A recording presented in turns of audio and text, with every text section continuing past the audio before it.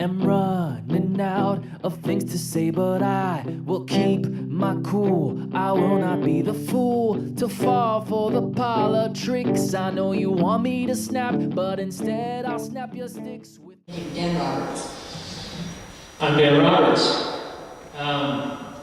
It was liberty, not government, that made Idaho and America free and prosperous. If we want to enjoy the prosperity of the past, we must appeal once again to the great themes of liberty. Liberty is missing in almost every aspect of our lives. Sure, we can decide what brand of milk we want to buy at the store, but I'm talking about something much more important than arbitrary decisions and purchases. Our communities and states have become so addicted to government that I'm afraid that we can no longer discern the forest from the trees. We as a people, when people enslave themselves by purpose and programs, they're not free. They're enslaved whether they accept the facts or not. Entrepreneurism is one of the great blessings of a free society, but the entrepreneur must feel free, feel the free pull of liberty to step out and do something great. Over the last 22 years, I have felt the spirit of the entrepreneur many times, and I've answered its call and seen its powerful force in my life and the lives of countless others. I have had the great pleasure to be the channel of tens of millions of dollars that come through me and my businesses to bless the lives of local economies and families in the areas. But this feeling is fading. I don't feel that the powers that be want me or others like me to succeed, to envision, to reach, to sacrifice, and to prosper. Our economy is drowning in red tape and regulation. We are stumbling, not knowing exactly what to do or where to go. We know we must do something. We point the finger at others to justify our own innocence. It is not the other guy or Obama's fault. It's my fault. It's your fault. We've not taken the advice of the founders who said that the price of liberty is eternal vigilance. We, like the farmer in the fable of the goose that laid the golden egg, are slaying the goose in our thoughtless disregard for the principles of liberty, heedless of what the consequences might later be. It is a society of liberty who lay the golden eggs that allow us to prosper, not government. And I state boldly and unequivocally today that we are headed in the wrong direction. I've decided not to point out any specifics of those presently in office, but their voting records are ripe with examples of taking the rights of the people, and our country and city government, county and city governments, through their support of centralized top-down governance and interference to the overburdening regulations of individuals and business. I know that they're well-meaning, but this mode of operation has run its course and needs to be changed. We are marching away from liberty in our state, in our community, not towards it. If we can't see it, we need to wake up. A few examples.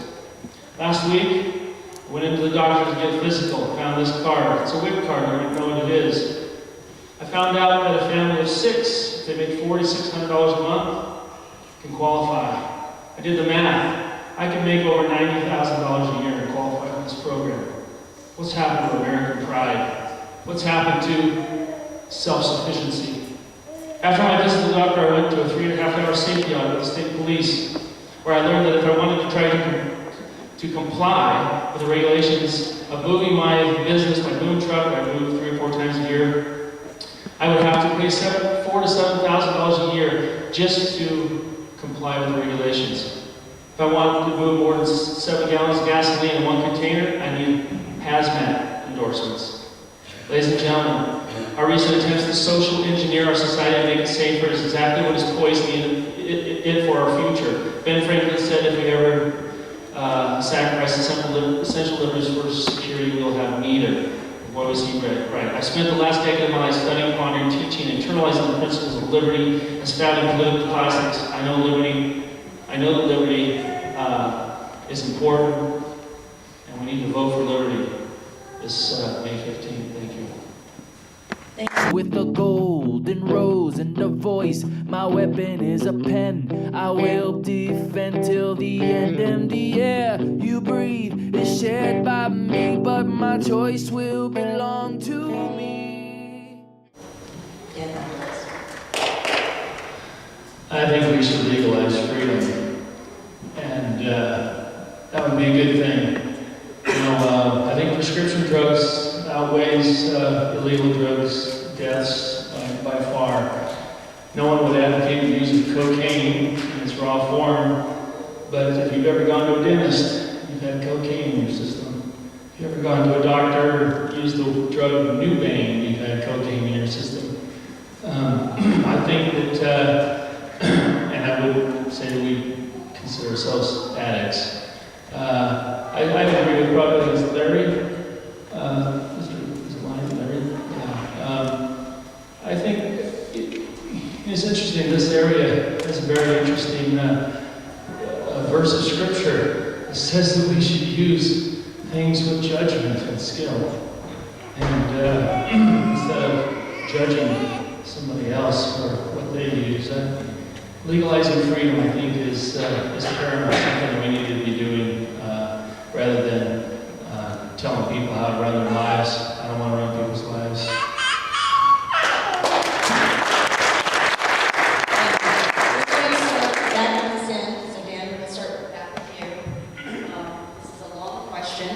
What are you going to do differently than has been done in the country, state, and community? Once again, what policies are you planning on changing in order to protect the freedoms of our founding fathers?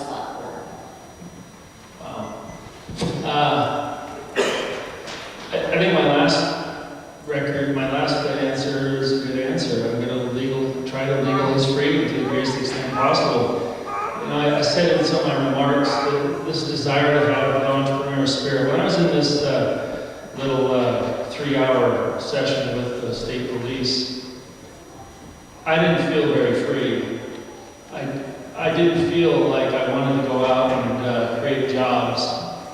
I felt burdened, I felt suppressed, I felt discouraged because I pride myself on being safe.